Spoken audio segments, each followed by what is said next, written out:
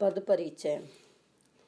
प्रश्न नंबर 3, रंगीन पदों का व्याकरणिक परिचय दीजिए।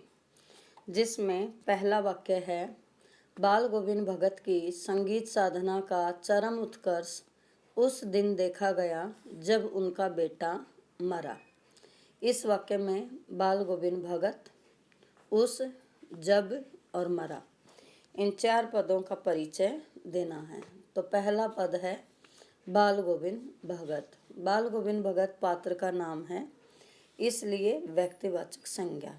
तो इसका पद परिचय बनेगा व्यक्तिवाचक संज्ञा, एक वचन, पुल्लिंग और संबंध कारक, क्योंकि बाल गोविंद भगत की इसमें कारक चिन्ह आया है तो यह है संबंध कारक।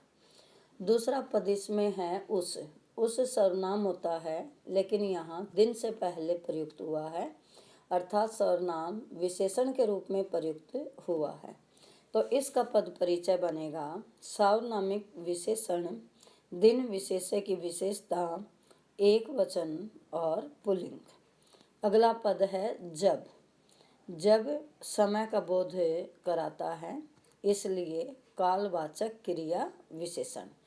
तो इसका पद परिचय बनेगा कालवाचक क्रिया विशेषण, मरा क्रिया की विशेषता। अगला पद है मरा। अब मरा का पद परिचय देना है, क्रिया है।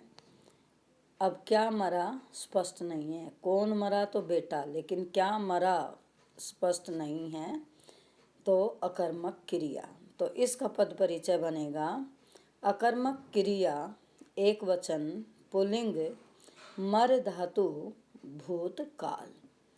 अगला वाक्य देखो, बाल गोविंद भगत समूचा शरीर कीचड़ में लिथड़े अपने खेत में धान रोप रहे हैं। किताब में इसमें बाल गोविंद भगत दोबारा दे रखा है, तो बाल गोविंद भगत का परिचय वही होगा व्यक्तिवाचक संज्ञा, एक वचन, पुल्लिंग और कर्ता कारक। अब अगला पद इसमें है समूचा। समूचा शरीर, शरीर की विशेषता है समूचा सारा, अर्थात परिमाणवाचक विशेषण, और शरीर विशेष्य की विशेषता एक वचन और पुल्लिंग। अगला पद है खेत में। खेत जातिवाचक संज्ञा, एक वचन, पुल्लिंग।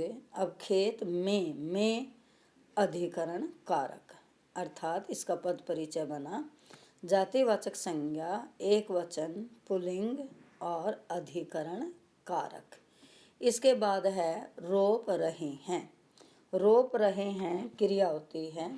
अब क्या रोप रहे हैं, धान, उत्तर आ गया धान, तो क्रिया बनी सकर्मक क्रिया।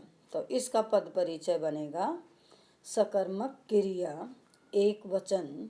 अब यहाँ रोप रहे हैं, आदर के लिए बहुवचन का प्रयोग किया, क्योंकि बाल गोविंद भगत को लेखक आदर के रूप में ले रहे हैं। भले ही बाल गोविंद भगत अकेले हैं, लेकिन आदर के लिए उनका बहुवचन का प्रयोग किया है। पुल्लिंग रोप धातु, वर्तमान काल, अर्थात रोप रहे हैं कि वो धान लगा रहे हैं, तो काल हो गया वर्तमान काल। इस तरह हमें पद परिचय देना है।